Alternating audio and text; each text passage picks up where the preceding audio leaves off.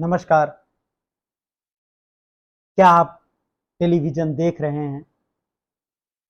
निश्चित रूप से आप में से बहुत लोग अब भी नियमित तौर पर शाम को टेलीविज़न देखते हैं, क्योंकि घर-घर में बहुत आसान है कि आप टीवी चालू कर लीजिए और दुनिया भर की खबरों को देखने की कोशिश कीजिए।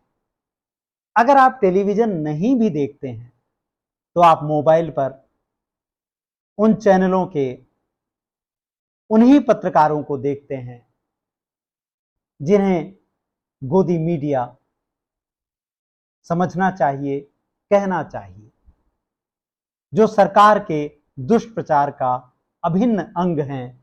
भारत में आज भी बड़ी संख्या में इन्हीं सबको देखा जा रहा है। अगर ऐसा नहीं होता तो यह नफरत की फैक्ट्री बंद की जाती। यह नफरत की फैक्ट्री इसीलिए चल रही है क्योंकि देश की इतनी बड़ी आबादी उसको देख रही है। फिर विपक्ष को क्या करना चाहिए? क्या विपक्ष के पास कोई रास्ता है? क्या विपक्ष के पास कोई एक एटम बम है? जिस तरह वोट चोरी को लेकर राहुल गांधी ने 7 अगस्त को एक ऐतिहासिक प्रेस कॉन्फ्रेंस की, क्या ऐसा कोई और उपकरण, औजार, ब्रह्मास्त्र विपक्ष के पास है जिसके माध्यम से विपक्ष इस पूरे गोदी मीडिया के नैरेटिव को नेस्तनाबूद कर सके? एक ब्रह्मास्त्र है। आपको भी पता होना चाहिए कि आखिर विपक्ष के पास ऐसा कौन सा ब्रह्मास्त्र है, लेकिन ऐसा लगता है कि जैसे विपक्ष को इस पर यकीन नहीं है। आइए हम बात करते हैं कि एक ऐसा अचूक ब्रह्मास्त्र है विपक्ष के पास, लेकिन जैसे विपक्ष उससे अनजान है। ऐसा लगता है कि जैसे विपक्ष को आत्मविश्वास की कमी है कि यह उपकरण काम करेगा या नहीं करेगा, जबकि इसने काम किया है। भारत जोड़ो यात्रा आपको याद है।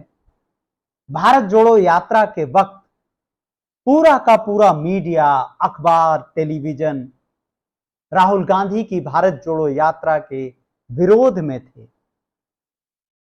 किसी ने भी भारत जोड़ो यात्रा को शुरुआत में कवरेज नहीं दिया। हर किसी ने भारत जोड़ो यात्रा के दुष्प्रचार में हिस्सा लिया। तब राहुल गांधी क्या करते हैं? तब राहुल गांधी पूर्णतः स्वतंत्र यूट्यूब चैनलों से बात करते हैं और गोदी मीडिया से कहीं कोई बातचीत नहीं होती। और आप देखिए कि सोशल मीडिया के सहारे, स्वतंत्र पत्रकारों के सहारे पूरे देश में भारत जोड़ो यात्रा का संदेश पहुंचता है। और भारत जोड़ो यात्रा आजाद हिंदुस्तान की तारीख में एक ऐसी यात्रा के रूप में दर्ज होती है जो नागरिकों को अभय देने का काम करती है। अभी भी इस भारत जोड़ो यात्रा का ठीक ठीक मूल्यांकन होना बाकी है। तो फिर क्या ऐसी बात थी कि भारत जोड़ो यात्रा जो कश्मीर से कन्याकुमारी तक स्वतंत्र पत्रकारों के सहारे जनता तक संदेश पहुंचाने में कामयाब होती है, भारत जोड़ो यात्रा के बाद इंडिया गठबंधन इस गोदी मीडिया से दूर क्यों नहीं रह पाता? आपको इसे बहुत अच्छे से समझना चाहिए कि टीवी चैनल के स्टूडियो किन लोगों से भरे हुए हैं। यह जो डिबेट आप देखते हैं अपनी स्क्रीन पर, जो आप इन पत्रकारों के चेहरे देख रहे हैं, दुष्प्रचार करने वालों, नफरत करने वालों के एजेंडे देख रहे हैं, इसमें सारे चैनलों को मिला लीजिए। आप देखिए, एक एंकर है जो बीजेपी का ही पक्ष रखता है, एक आरएसएस का प्रचारक है, एक आरएसएस का प्रवक्ता है, और इन सब से जूझता हुआ एक इंडिया गठबंधन या किसी विपक्ष के नेता का एक प्रतिनिधि है। और इस पूरी लड़ाई में हर दिन हम देखते हैं कि बहस कहां से शुरू होती है और कहां जाती है। अगर इसमें विपक्ष हो ही ना तो यह लोग आपस में क्या बहस करेंगे और इन बहसों को कौन देखेगा। इंडिया गठबंधन या विपक्ष का सबसे बड़ा ब्रह्मास्त्र, सबसे बड़ा एटम बम, सबसे बड़ा अचूक कोई अगर औजार है, उपकरण है,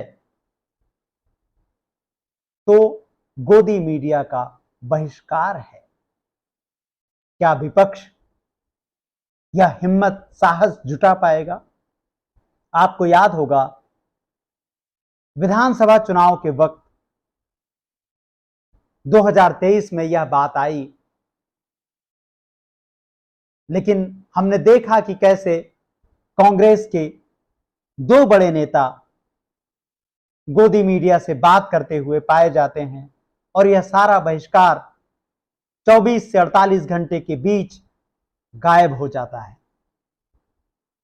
गोदी मीडिया की कामयाबी का सबसे बड़ा यही कारण है। जो गोदी मीडिया आए दिन राहुल गांधी, अखिलेश यादव, ममता बनर्जी, स्टालिन, तेजस्वी यादव से लेकर हर विपक्षी पार्टी के खिलाफ दुष्प्रचार करता है, उनके बारे में झूठी खबरें छापता है।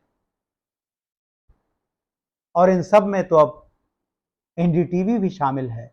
वही एनडीटीवी जो कभी इस देश में पत्रकारिता की सबसे बुलंद आवाज था, वह भी गोदी मीडिया का हिस्सा है। तो आखिर विपक्ष